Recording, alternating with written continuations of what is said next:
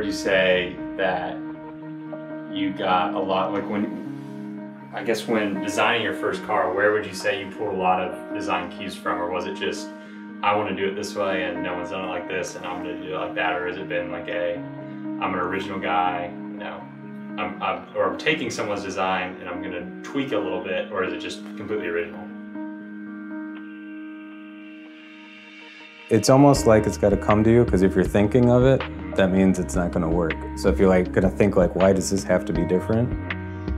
Then you're going to come up with something that just doesn't look like it fits part of the car. But if you can just sit back and look at the car, besides taking all the ugly out of the Pro Touring world like a lot of the cars had, if you look at it and say, you know, this would really look good and the factory had something nice going here, but I'm going to clean it up and then really make it look like it belongs to the car.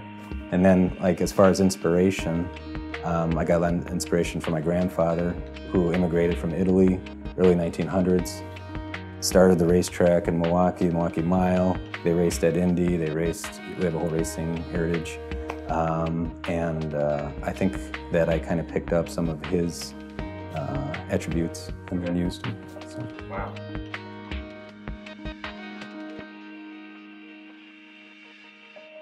So basically got my start 13 years ago, and I actually started out with Mustangs and did a lot of restoration on Bosses. And then we did a project called T5, which was a fastback 65 Mustang for a guy out of England. And we debuted that at Good Guys in 2004, and that's when I started into the Pro Touring world.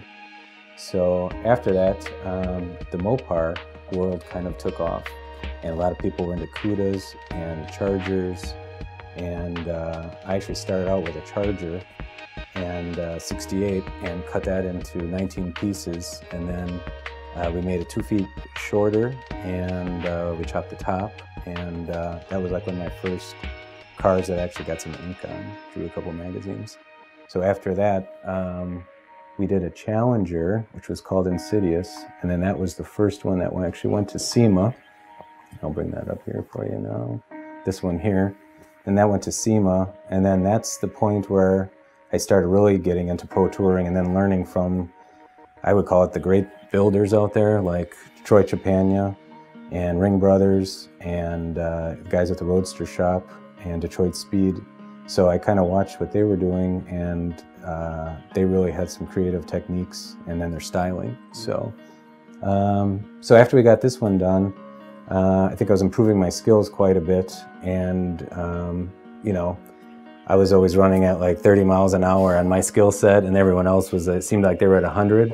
So now I've improved that much more, and so the last debut car we had was at SEMA in 2012, which was a Challenger called Punishment.